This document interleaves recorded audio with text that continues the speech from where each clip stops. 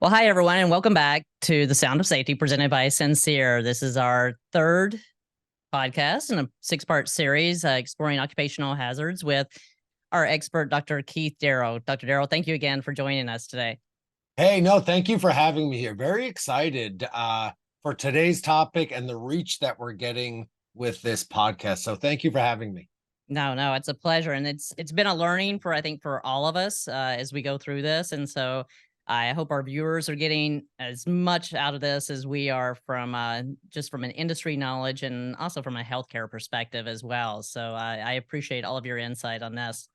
So in the last session, we really kind of dove into an area that you're obviously very passionate about and looking at the healthcare and the mental healthcare aspects associated with hearing loss with workers. This podcast, we really want to open up the discussion of how do those physiological and mental implications for employees translate to the workplace. And so, with that, what can employers really expect to see, with an aging workforce and with employees that may be impacted by occupational hearing loss? I'll make it really simple. Rising costs, right? I think that my hope is that might be the motivation when it comes to the employers, right? Because they have to have some incentive to want to do this, right? I think we can all agree it's the right thing, but ultimately in business, things boil down to money. And right now, today, the average cost, maybe even sort of closer to the minimum, is about $22,000 to $25,000 a year per employee in healthcare costs, right? And that's usually for a healthy person. Once you get into the older adult, the costs only go up. And protecting hearing, as we've talked about on this podcast, really is the best form of preventative medicine, right? Because if you consider treating hearing loss only cost about $2,000 a year, but a lot of people don't end up treating their hearing loss. And so think about the impact or the cost of caring for somebody who has cognitive decline, people who fall, people who deal with mental health issues, all of which are associated with hearing loss in older adults. The costs are what's really going to skyrocket and will hopefully motivate people to say, let's be proactive, not reactive. No, absolutely. And so as we, talk about the employer's impact, obviously the financial aspect, but for the employers to step back and be proactive on this, what are some of the things that they should be looking for with their employees as far as indications of potential hearing loss that may even translate into an ancillary safety issue later on? But what are those things that they really should be observing in their employees and paying attention to? Look, that's a tough one because it's going to depend on the industry. It's going to depend on the employer. It's going to depend on if they're doing annual hearing tests, if they're actively engaging with their employers, if HR is involved. But typically, what we start to see is isolation, mental health. That's where hearing loss really has one of its biggest impact, is on isolation, is on mental health, is on stress, is on anxiety, right? And so if you see these in your employees, I think it's really important to differentially diagnose, are we dealing with purely a mental health issue, or is this mental health issue brought on by the stress and the anxiety of noise exposure, which we know results, for a lot of people, perhaps even just the fact that they have hearing loss from that noise exposure increases the risk of all the stress, anxiety, and mental health that goes with it. Oh, absolutely. And we've focused a lot, on the noise levels and everything within the workplace. And I think, over history, again, we focus in on the widgets. We focus in just on hearing protection and eliminating that because that's really what the regulations are around. The regulations around it's this level, make sure you have hearing protection and get that down below that safe level. But it's much more complex than that. Obviously, we've talked about that. When you put foamies in your ear, you kind of have this tunnel vision. And so how do we what is the advice we should be giving these safety professionals when they're looking at these devices and thinking beyond just meeting the regulations. Well, then the next question is, what's the actual goal? Right. Is it safety or is it money? Mhm. Right.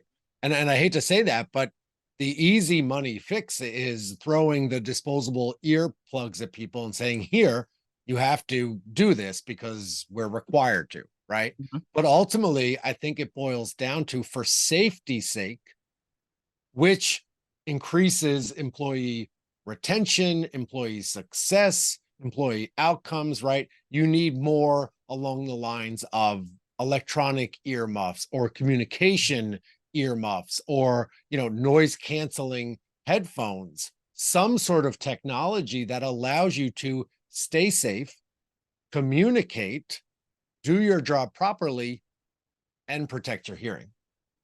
And No, that the hard part of that is, as you know, is that does cost money. But if you want to reduce the long-term costs of healthcare, addressing these issues up front is going to save a ton of money. no, absolutely. And I think that's, we're getting people to take a step back and look at the whole picture, because the cost of a widget that may significantly improve your safety and some of the other metrics that you're measuring versus, as you said before, I mean, tens of thousands of dollars over the lifetime. And then if you're providing healthcare plans, post retirement, now you're talking about even more, not to mention workers' comp as well. And so I think the challenge for all is, how do we bring that picture to these employers to address that money side of things? I mean, I would imagine, and this isn't my, you know, strong suit, but I would imagine essentially a pro forma that puts forth the financial advantages of proactively addressing noise exposure, right? Because if you have these situations, if you have this technology in place, as I mentioned, there's all these benefits to having healthy hearing, not only later in life, but while on the job, right?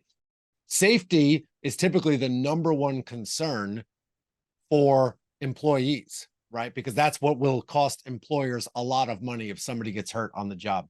And frankly, foam plugs reduce that situational awareness and leave your employees at risk for other accidents, or I should say, for more accidents, for falls, for getting hurt on the job. Yeah, and there's a lot that's been published on there on conservation studies and conservation programs in the workplace. And, you know, leaving that aside, in the ideal world, I mean, you've obviously seen what happens 20, 30 years after everything's already set in. But in an ideal world, I'm sure you've given this some thought over your career, is what would be the ideal program to really help address this, drive compliance? I mean, is it annual hearing tests? Hmm. Is it, you know, um, new technology, whatever it is? But what are some of the things that you've seen, work well, or if you had to give some advice to these safety professionals on things that they should be looking at and instituting, measuring, those type of things to prevent this and change this over the I, course of I think it boils down. That's a great question. I think it boils down to education and awareness, right? I think right now, let's think about a compliance officer. Their job is to be compliant, to follow the rules, right? Mhm. It's not necessarily their job to go and learn about these health conditions and why it's so important. And so, this type of podcast, your company, there's so much work being done in industrial occupational noise, health, and exposure that I think explaining the risks, right? So that the compliance officer, and then I think you've got to put that education in the hands of the employees also, because then they can come together and fight for better standards, right? So understanding the long-term consequences of exposure to high level noise, right? Because look, people don't understand, nor do I blame them for not understanding the long-term consequences of cumulative noise exposure. But Mhm. if we were educating them up front, like, hey, yeah, it's great. You go home at the end of the day and you seem to hear fine, but what you don't realize is the cumulative long-term effects. And instead of getting, hearing loss when you're 80 and old and retired, like this is going to happen to you when you're 55, Mhm. which will lead to early retirement, which will lead to loss of wages, which could lead to higher insurance costs for you and your family that your work may not cover. Right. So I think it boils down to education and awareness, and then recalibrating that information on a regular basis through an occupational noise program, through annual testing, through, I mean, there's all sorts of ideas that are out there. Yeah, and I think one of the things that isn't talked about a lot, and we get end users coming to us a lot that have already started to experience this in the workplace, and as a result, now can't do jobs that they were trained for Mhm. and they're skilled for. Is this something that people, or have you seen it, in the research or literature, have people started looking at not only kind of the post occupational, but how many employees are now in the workplace today that employers are forced to now move into very narrow jobs or different jobs or things like that that may not be skilled, because that's an added cost too. That's productivity, that's additional resources that you have to put in place. And I don't think I've Additional training and then rehiring for that other position. Yeah, there's a lot that goes into it. And I think that's one of those things where, you know, in my field, there are people that say, hearing loss is really it's the silent disorder. It's the silent pandemic. It's the silent killer, Mhm. right? Because it really does change things. And unfortunately, once we finally say, yeah, I don't hear so good, I can promise you it's already too late. The damage is done.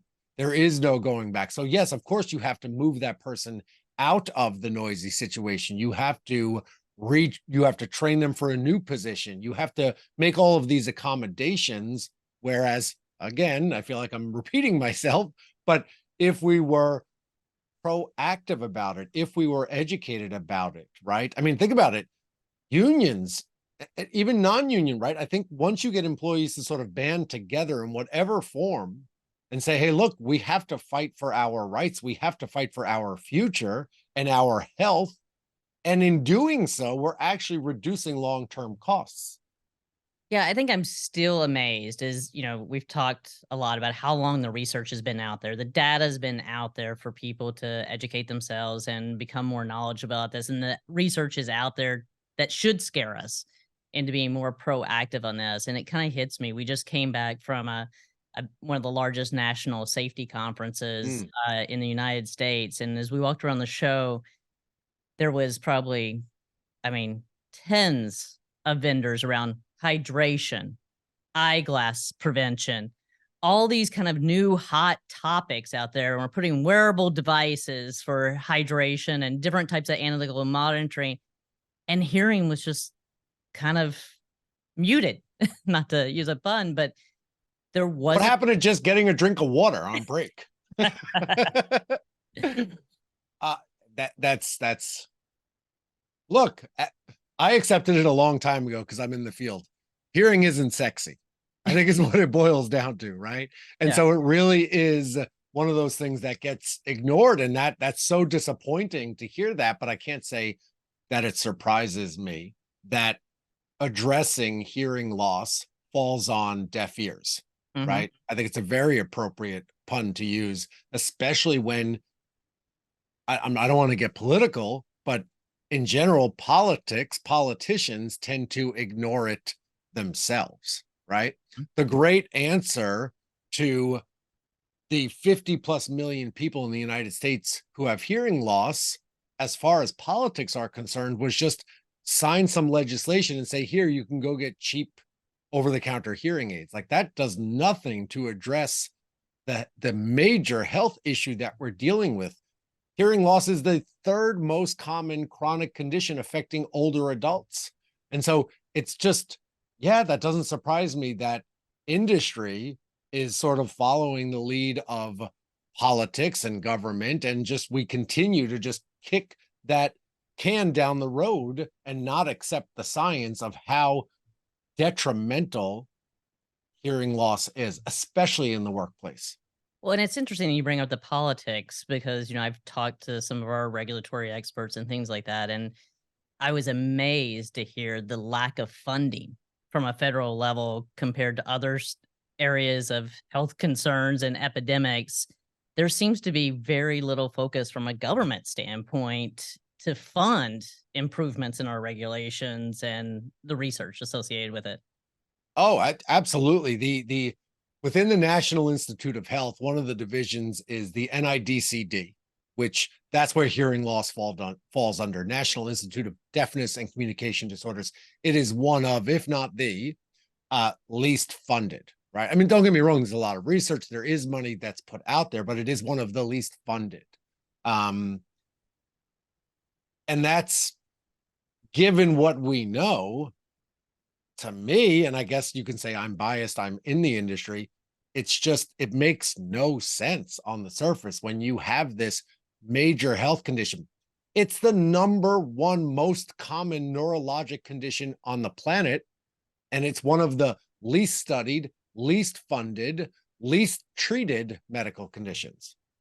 Well, and I guess, and it's an interesting way to look at it too, because we've just, spent a lot of time talking about the financial impact to employers, but the financial impact to our government, when you look at the Medicare costs that are associated with hearing loss, and we still can't seem to get the attention that it deserves, obviously.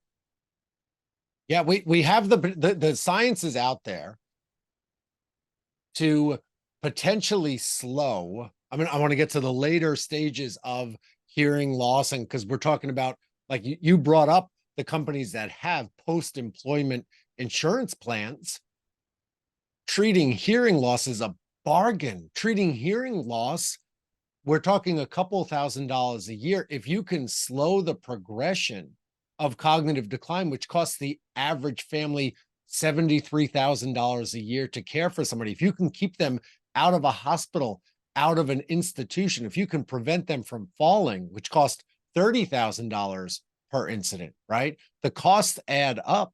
It's just, we as a society tend to be more reactive and tend not to think in terms of preventative medicine. But like I said, so that's why I think it's education, it's training, it's sort of hitting people over the head with the numbers that if you can protect people earlier in life, you will not only save that person and improve their quality of life, but you will save financially.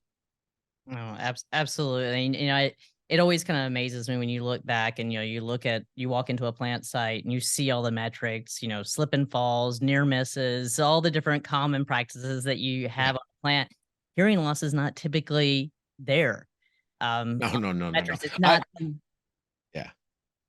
No, you don't go to I'll just use this as an example because I think anybody listening could understand this. You don't walk into Home Depot. You walk into Home Depot and you see those pins, right? It's been 637 days since I've fallen, right? You Mm, don't see anything related to ears. And I was just using them as an example, but you don't see it anywhere. All you see is a picture that says, you must wear hearing protection. And this is a whole other discussion about the lack of enforcement. I mean, that's a whole mhm. other issue to deal with.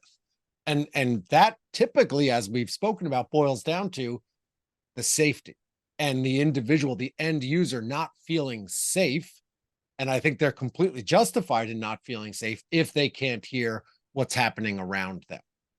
No, and I And think it's why it's so important. You and I have talked about this, and we talked about it a lot in the last podcast. Is end users taking ownership for this. And there's only so much that employers can do too from driving compliance. I mean, safety organizations are usually pretty strapped with budgets, resources, things like that. And to be able to monitor thousands of employees on a site is challenging to say the least.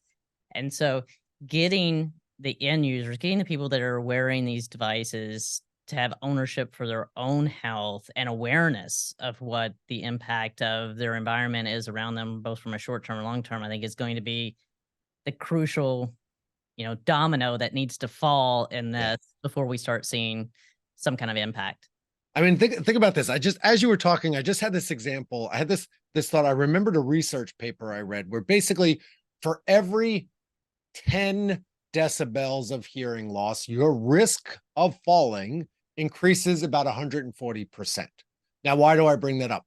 When you wear foam earplugs, you have essentially a mild to moderate hearing loss. It's Mhm. Although it's temporary, but that's the world you're living in. You're walking around at work with a mild to moderate hearing loss. Well, guess what, Mr. Employer? That person is potentially at a 280% increased risk of falling while on the job. And so why not get them the proper hearing protection that allows them safety and situational awareness that will reduce their risk of falls? Because as we've talked about, falls is one of those things that everybody in the compliance and occupational safety world is obsessed with. No, and that's interesting. I think that's one of a very key aspect that isn't brought up a lot of times. And when we talk about risk and falls, when we go on plant sites, and in my own experience, employers spend a ton of money on reflective tape and making sure that people can see, tripping hazards. It's all more visual than, other sensory type of awareness of what's going on. And that's, that's impactful to know that, that loss of, hearing, or your depth of perception and sensory awareness has that kind of impact on slips and falls when again, we keep trying to solve it with widgets and putting more things out there from a visual standpoint, not really addressing the true problem. Sure, sure. Yeah, no, I think that's great. So I think with that, I think we'll kind of bring this to an end, and I will leave it with this note. I think a couple of things that you really brought out in this podcast is how some of the practices that we have today really impact ancillary safety metrics. So I mean, if slip and falls and near misses and all these things are key measurements as an employer that you're paying attention to, don't forget hearing. Hearing impacts every one of those aspects, and it should be a factor in whatever program that we're coming up with. So thank you, Dr. Darrow. I appreciate it.